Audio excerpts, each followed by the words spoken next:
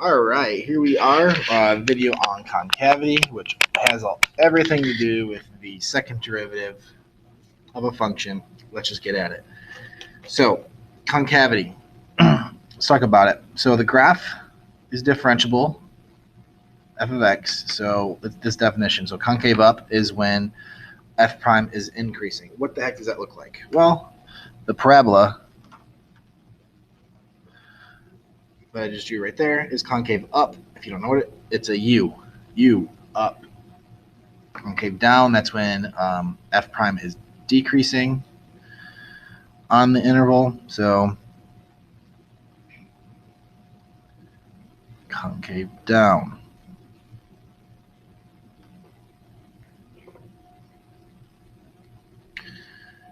So looks like an N for down. So again, if f prime is increasing, it's concave up, which means that the derivative is getting faster, faster, faster.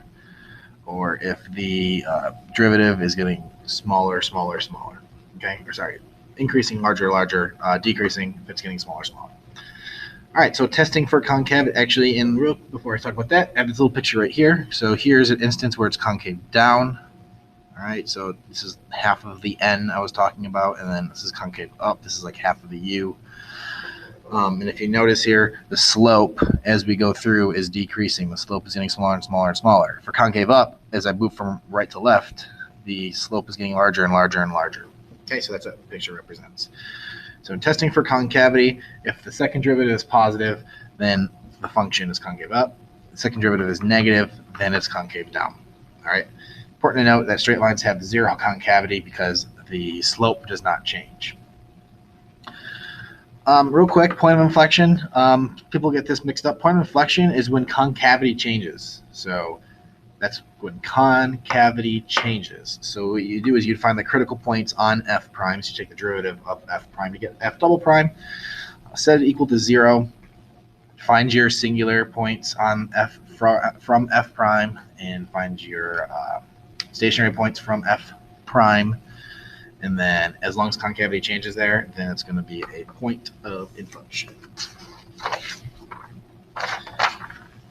All right, let's get to some examples here. So use the first, second derivatives of the function x cubed minus 3x squared plus 1 to determine the intervals in which f is increasing, decreasing, concave up, concave down. Locate all inflection points. Confirm the conclusions. So, lots going on here. So let's go ahead and do it. This function isn't too ugly though, so we should get through it pretty quickly here. So we need to find f prime, which is going to be 3x squared minus 6x.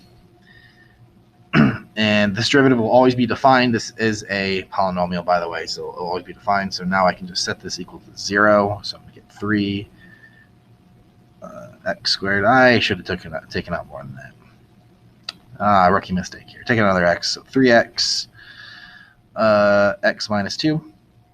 So I'm going to get critical points of 0 and 2. So I'm going to go ahead and draw my little number line here. This is for f prime. And I'm going to have my points at 0 and at 2. So what is going on here? Well, if I plug in a number that's negative, so I'll use this because it's the most factored one. So if I plug in a -1, I'm going to get -3 times -3. So it's negative times negative, which is going to be a positive. So this is positive. Plug in a number between 0 and 2, like 1. Plug in a 1, I'm going to get 3. So it's positive times negative, which is a negative. Plug in a number that's bigger than 2, such as 3. Positive, positive. Okay, so draw these little arrows to help me out. So now I can answer some of my questions up here. I just need increasing, decreasing. I can do that. So here we go. We're increasing from -infinity to 0 and from 2 to infinity because f prime is positive. So then you say decreasing is just this little point right here, or this little part, so from 0 to 2, and that's because f prime is negative. All right, now we're going to go ahead and find our concavity. So what I'm going to do here is take the derivative. It's easiest to take the derivative of the original right here, not the factored version, because that'd be product rule. Don't want to do that. So let's find the second derivative. So f double prime is going to equal 6x minus 6. Set this equal to 0, and we're going to get x to equal 1. So I'm going to do my f double prime chart. I do try to line these up as much as I can. You don't have to, but I'm an OCD about it. So plug in a 0, we're going to get a negative value. Plug in a number that's bigger than 1, so like a 2. Plug in a 2, we get a positive value. So I'll even draw this.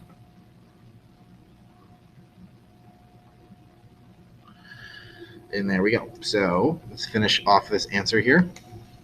I have all of my work. I just need to say when it's concave up, concave down. So concave up, CU, concave up.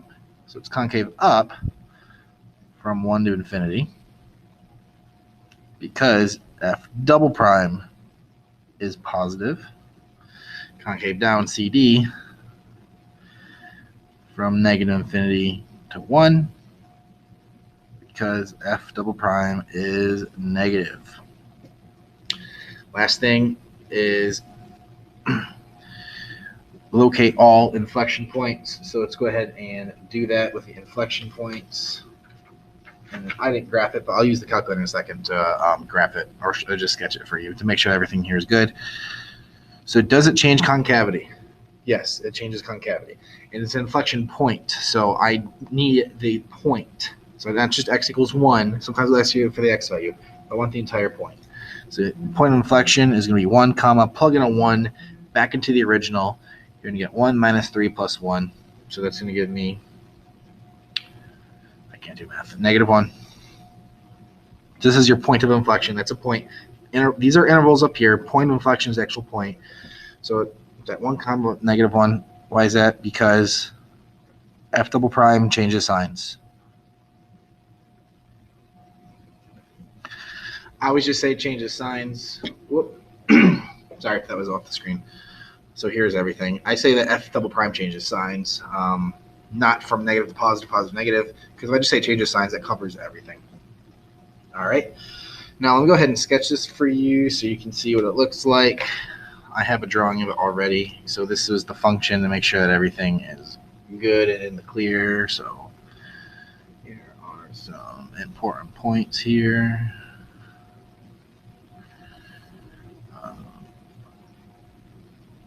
Oh wait, no, this is up here. See, I already messed up my own sketch. So it looks like this. And then it starts to increase. There we go. And this red's running out. So you can see here, concavity, it's concave down here, and it starts to change right there, and it's concave up. You notice it's increasing until 0, decreasing until about 2. I'm not a very good sketcher. Just say it's 2. And then it's increasing. So we're just verifying it. All right. Graph of f below. State the signs of f prime and f double prime on the interval. So all we're going to do here is just state the signs. Okay, got it. So decreasing or increasing is f prime. So this is going to be decreasing. So it's less than 0, or the same thing as saying f prime is negative, because f is decreasing. So we're actually looking at f. And then f double prime, you can tell it's kind of on the u, because if you notice, the slope is getting larger and larger and larger as we go through, because it's very negative and it's less negative, less negative, less negative. So the slope is actually getting larger. So f double prime is greater than 0 because f is concave up. And that's what that problem is asking. And that wraps it up for our first day on concavity.